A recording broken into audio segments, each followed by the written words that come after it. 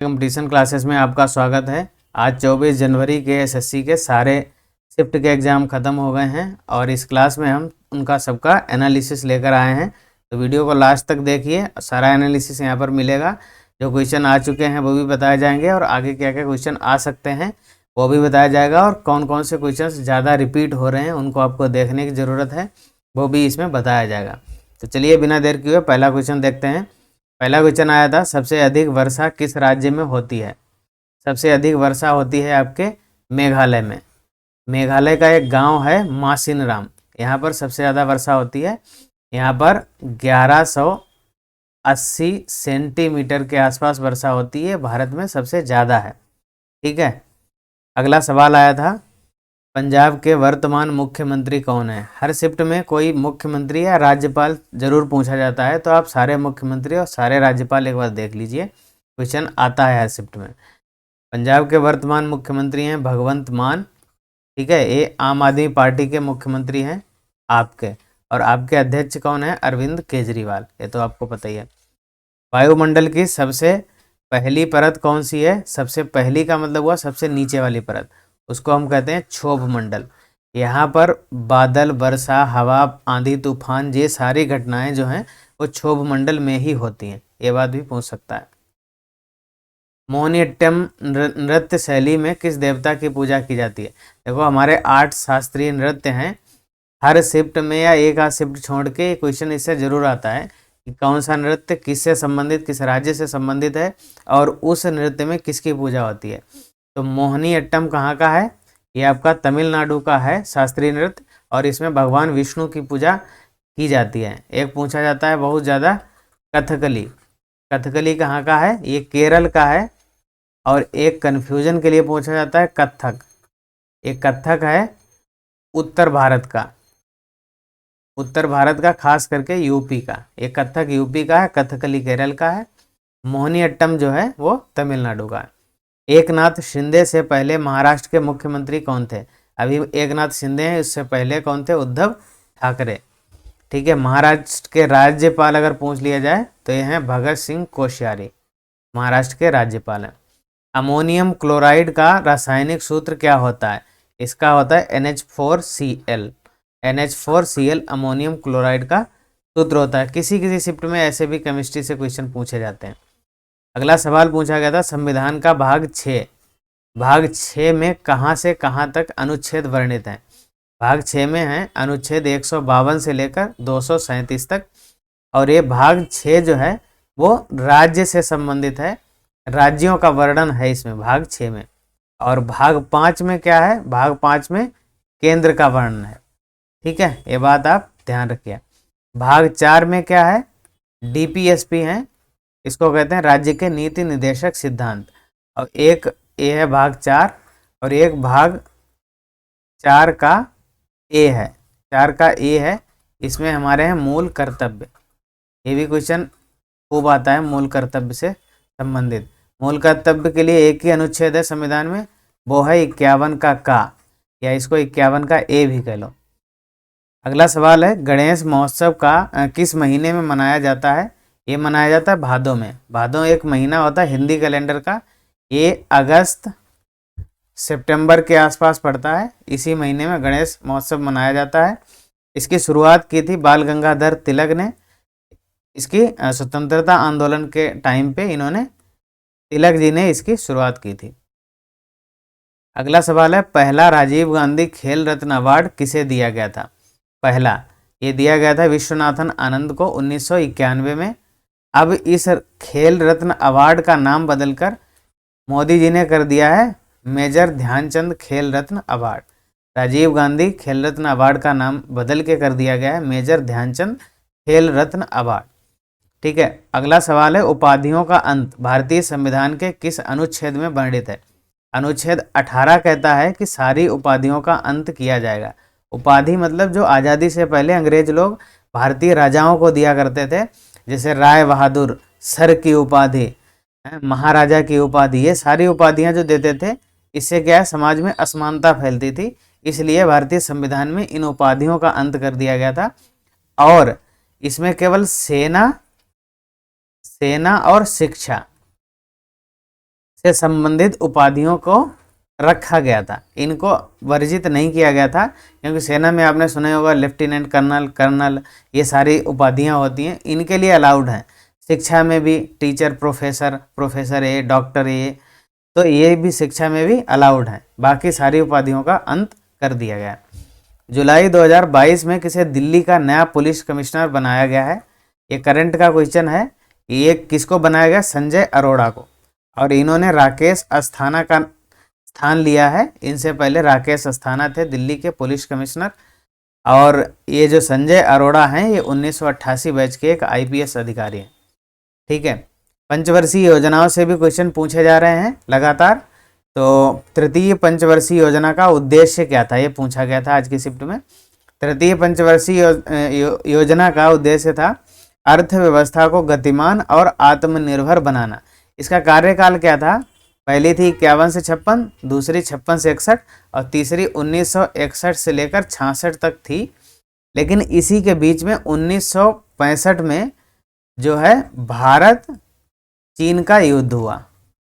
भारत चीन का युद्ध हुआ 1965 में, इसलिए उस युद्ध में ज़्यादा नुकसान हो गया। इसलिए इस योजना में जो लक्ष्य था 5.6% वृद्धि का जो लक्ष्य था वो पूरा नहीं हो पाया था। और कितनी प्राप्ति हुई थी? हमें 2.8% ही प्राप्ति हुई थी। इसकी वजह क्या था? भारत चीन युद्ध। और 1966 में सूखा भी पड़ गया था भारत में। इसलिए अब इसके बाद में भारत ऐसी स्थिति में नहीं रहा कि अब एक पंचवर्षीय योजना बना सके।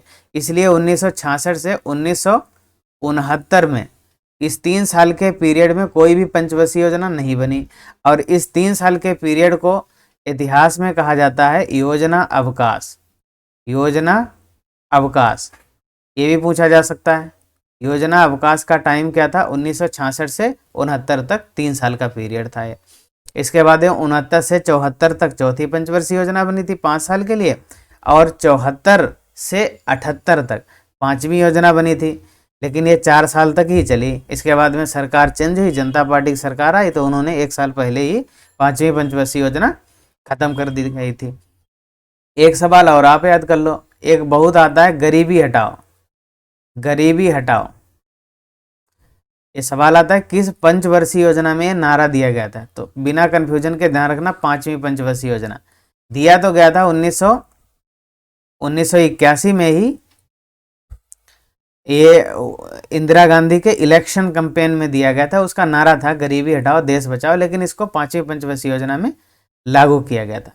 ठीक है, अगला सवाल है मुंबई और चेन्नई को जोड़ने वाला राजमार्ग कौन सा है? ये है NH66, नेशनल हाईवे नंबर 66। ठीक है, अब आपसे अगर पूछा जाए कि सबसे बड़ा नेशनल हाईवे कौन सा है, तो आपका जवाब होगा नेशनल हाईवे नंबर 44। इसका पुराना नाम है NH7। NH7 जो था पहले, उसका नाम बदल के NH44 कर दिया गया। अब ये कहाँ से जाता है? ऊपर से श्रीनगर से, और नीचे कहाँ तक जाता है? कन्याकुमारी तक। श्रीनगर से कन्याकुमारी तक जाता है। भारत का सबसे बड़ा राष्ट्रीय राजमार्ग है NH44, जिसका पुराना नाम है NH7। वंदे मातरम गीत किसने लिखा था? ये लिखा था बंकिम चंद्र चटर्जी ने। इसे आनंद मठ नामक उनका एक पुस्तक थी, उसमें प्रकाशित किया गया था। ठीक है, ये भी पूछ सकता है। और सबसे पहले वंदे मातरम गीत को सबसे पहले कांग्रेस के कोलकाता अधिवेशन में गाया गया। और ये अधिवेशन कब हुआ था? 1896 में। इसके अध्यक्ष थे रहीमतुल्ला सयानी। आप याद रखना, 1896 में कांग्रेस का अधिवेशन हुआ था, उसके अध्यक्ष थे रहीमतुल्ला सयानी। और उसी अधिवेशन में पहली बार वंदे मातरम गीत ऑफिशियली गाया गया था। ठीक है, हिमाचल प्रदेश विधानसभा चुनाव में किस पार्टी की विजय हुई है? अब देखो ये किस पार्टी पूछ रहे इसलिए क्योंकि ज़्यादातर राज्यों में भाजपा की सरकार है, मतलब भारतीय जनता पार्टी की सरकार है। इसलिए कहीं पर अगर दूसरी पार्टी की सरकार बनती है तो वो चर्चा में आ जाता है। जैसे हिमाचल प्रदेश में अभी कांग्रेस की सरकार बनी है, तो इसलिए इन्होंने क्वेश्चन पूछ दिया। कांग्रेस की सरकार बनी है हिमाचल प्रदेश में और वहाँ के मुख्यमंत्री हैं सुखविंदर सिंह सुक्खू। ठीक है, ये भी पूछ सकता है आपसे। लोकपाल की नियुक्ति कौन करता है? ये करता है राष्ट्रपति। लोकपाल की नियुक्ति राष्ट्रपति। क्वेश्चन ध्यान रखना, जो आए हैं डायरेक्टली वो भी क्वेश्चन रिपीट हो रहे हैं बहुत सारे, तो जो भी क्वेश्चन आए हैं उनको भी सीधे सीधे आप याद रखना। राजा और राधा रेड्डी, ये दो लोग हैं, ये किस नृत्य से संबंधित हैं, ये पूछा गया था। ये कुचिपुड़ी नृत्य से संबंधित है और ये आंध्र प्रदेश का लोक नृत्य है कुचिपुड़ी। ये शास्त्रीय नृत्य है आंध्र प्रदेश का। ठीक है, 1984 में इन्हें पद्मश्री और 2002 में इनको पद्म भूषण पुरस्कार दिया गया था। पिरामिड का आधार चौड़ा और शीर्ष संकीर्ण होता है। पिरामिड का स्ट्रक्चर पूछा गया था, ऑप्शन कैसा भी होगा। आप जानते हैं पिरामिड इस तरीके का होता है, ये सारे इसके आधार होंगे, जुड़े होंगे, ऊपर टीला जैसा होगा, पतला पतला। अगला सवाल था अंतर्राष्ट्रीय योग दिवस 2020 की थीम क्या थी। बहुत पुराना करंट का क्वेश्चन पूछा गया था। 2020 की थीम थी yoga for health and yoga at home. उस समय कोविड का टाइम चल रहा था ना, तो इसलिए योगा घर पे ही करें और स्वास्थ्य के लिए योगा जरूरी है, ये थीम थी। योग दिवस हर साल 21 जून को मनाया जाता है और इसको मनाने की शुरुआत मोदी सरकार ने की थी 2015 में। तब से विश्व भर में 21 जून को अंतर्राष्ट्रीय योग दिवस के रूप में मनाया जाता है। राज्यपाल का अतिरिक्त पदभार किस अनुच्छेद से संबंधित है। अतिरिक्त पदभार का मतलब हुआ एक ही राज्यपाल को एक से ज़्यादा राज्यों का चार्ज दे दिया जाएगा। तो ये अनुच्छेद 153 में वर्णित है। अनुच्छेद 153 में कहा गया है कि भारत के हर राज्य का एक राज्यपाल होगा। और इसी अनुच्छेद में एक और बात कही गई है कि किसी भी राज्य को आकस्मिक परिस्थितियों में एक से अधिक राज्य का कार्यभार भी दिया जा सकता है। तो दोनों चीज़ें अनुच्छेद 153 में ही कही गई हैं। इनाम गांव कहाँ है। ये एक हड़प्पा कालीन साइट है, एक जगह है हड़प्पा कालीन, इसलिए पूछा गया था। ये महाराष्ट्र का एक हड़प्पा कालीन स्थान है इमाम गांव, तो इसका आंसर हो जाएगा आपका महाराष्ट्र। हड़प्पा सभ्यता का सबसे पूर्वी, ये पूछा जा सकता है अगली शिफ्टों में, सबसे पूर्वी, पश्चिमी, उत्तरी और सबसे दक्षिणी बिंदु कौन से हैं। सबसे पूर्वी बिंदु है आलमगीर, ये मेरठ के आसपास पड़ता है, मेरठ के आसपास, ठीक है, यूपी में। दूसरा है सबसे पश्चिमी कौन सा है, सुरकोटदा, ये आपका पाकिस्तान में पड़ता है। और सबसे उत्तरी कौन सा है, मांडा, मांडा पड़ता है आपका जम्मू एंड कश्मीर में। और उसके बाद सबसे दक्षिणी है दैमाबाद और ये पड़ता है आपका महाराष्ट्र। ये सारे चारों दिशाओं के इनके स्थल भी याद रखना, कोई भी पूछ सकते हैं। डीआरडीओ के वर्तमान अध्यक्ष कौन है, ये हैं समीर वी कामत। ये क्वेश्चन रिपीटेड है, सेम क्वेश्चन पिछली शिफ्ट में आ चुका है, किसी दिन रिपीटेड है सेम क्वेश्चन। डीआरडीओ की स्थापना पूछी जा सकती है, पिछली बार पूछी भी गई है। 1 जनवरी 1958 को हुई थी और इसका मुख्यालय दिल्ली में है डीआरडीओ का। ठीक है, अगला सवाल, क्रिकेट में पिच की लंबाई कितनी होती है। ये होती है 22 गज, या तो 22 गज कह लो या 20.12 मीटर कह लो। ठीक है, क्रिकेट पिच की लंबाई। गोपाल दास दुबे किस नृत्य से संबंधित हैं। ये छऊ नृत्य से संबंधित है। यह नृत्य उड़ीसा और झारखंड में प्रचलित है। छऊ नृत्य अगले शिफ्ट में पूछ सकता है कि छऊ नृत्य कहाँ का है, तो उड़ीसा या झारखंड, उसी एरिया से प्रसिद्ध है। विदेशी मुद्रा भंडार का संग्रह कौन करता है। ये हमारी भारतीय रिजर्व बैंक करती है, विदेशी मुद्रा भंडार का संग्रह। इसकी अगर स्थापना पूछी जाए, स्थापना हुई थी 1 अप्रैल 1935 को। 1 अप्रैल 1935 को इसकी स्थापना हुई थी। और इसका राष्ट्रीयकरण कब हुआ था, ये भी क्वेश्चन पूछ सकता है। राष्ट्रीयकरण हुआ था 1949 को। ठीक है, मधुबनी पेंटिंग कहाँ से संबंधित है। मधुबनी पेंटिंग जो है वो बिहार से संबंधित है, बिहार से। इसे मिथिला पेंटिंग भी कहा जाता है, इसका दूसरा नाम है। अब कुछ पेंटिंग जो हैं कहाँ से संबंधित हैं वो जरा देख लेंगे एक बार। तो ये देखो, सोहराई पेंटिंग जो है वो झारखंड से संबंधित है। वर्ली पेंटिंग जो है वो महाराष्ट्र से संबंधित है। और भित्ति चित्र, भित्ति का मतलब होता है दीवार, भित्ति चित्र, दीवार पर चित्र बनाना, ये ओडिशा से संबंधित है। ये भी आप ध्यान रखना, अगली शिफ्ट में पूछे जा सकते हैं। मिजोरम के वर्तमान राज्यपाल कौन है। राज्यपाल और मुख्यमंत्री सारे आपको याद होने चाहिए, लगभग हर शिफ्ट में ये क्वेश्चन पूछा जाता है। तो हैं ये कंभमपति, मिजोरम के राज्यपाल जो हैं कंभमपति हैं, इनका नाम है।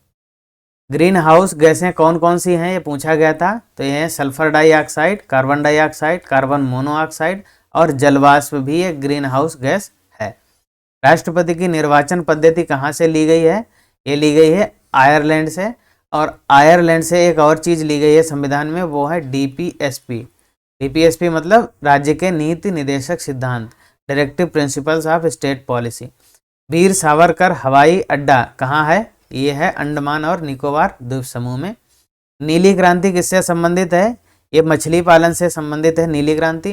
कुछ क्रांतियां जो हैं वो यहाँ पर दे रखी हैं, आप एक बार देख लीजिए, इसमें पूछ सकता है अगले शिफ्ट में। हरित क्रांति सबको पता है, खाद्यान्न उत्पादन से संबंधित है। गोल क्रांति आलू उत्पादन, आलू गोल होते हैं इसलिए। स्वर्ण रेशा क्रांति जूट या कपास उत्पादन से संबंधित है।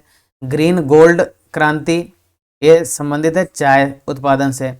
परामनी क्रांति ये भिंडी उत्पादन से संबंधित। पीली क्रांति पीला तेल होता है तिलहन उत्पादन से। भूरी क्रांति उर्वरक मतलब खाद बीज खादवाद से उत्पादन से संबंधित है। मूक क्रांति जो है मोटे अनाजों से संबंधित है, इनके उत्पादन से संबंधित है।